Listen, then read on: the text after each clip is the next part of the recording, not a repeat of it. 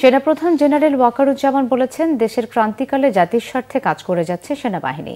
খেতাবপ্রাপ্ত ও বীর মুক্তিযোদ্ধা সেনা সদস্য এবং শান্তিকালীন পদকপ্রাপ্ত সেনা সদস্যদের সেনাবাহিনী প্রধান কর্তৃক সংবর্ধনা ও পদক প্রদান অনুষ্ঠানে তিনি এসব কথা বলেন।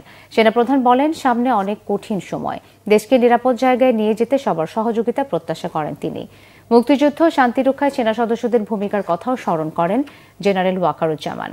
অনুষ্ঠানে সেনাবাহিনী প্রধান ২০২৩-২৪ অর্থবছরে শান্তিকালীন সময়ে বিভিন্ন বীরত্বপূর্ণ কাজের স্বীকৃতি হিসেবে ৫ জনকে সেনাবাহিনী পদক, ৫ জনকে অসামান্য সেবা পদক ও ১৮ জনকে বিশিষ্ট সেবা পদক সহ মোট ১৮ জন সেনা সদস্যকে পদক পরিয়ে দেন। অনুষ্ঠানের শুরুতেই খেতাবপ্রাপ্ত ও বীর মুক্তিযোদ্ধা সেনা সদস্যদের মহান মুক্তিযুদ্ধকালীন বীরত্ব গাথা এবং শান্তিকালীন পদকপ্রাপ্ত সেনা সদস্যদের প্রশংসনীয় কর্মকাণ্ডের সারসংক্ষেপ তুলে ধরা হয়। দেশের স্বাধীনতা সংগ্রামে বীর মুক্তিযোদ্ধা সেনা সদস্যদের অবদানকে চিরস্মরণীয় করে রাখতে প্রতি বছর সেনা সদর এই সংবর্ধনা অনুষ্ঠানের আয়োজন করে থাকে।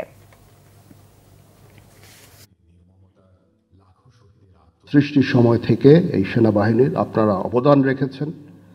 আপনাদের এই অবদানের ফলশ্রুতিতেই আজকে যে সেনাবাহিনী আমরা এখানে দাঁড়িয়ে আছি, সেই সেনাবাহিনী, এবং এই সেনাবাহিনী দেশের ক্রান্তিকালে অনেক ভালো কাজ করে যাচ্ছে।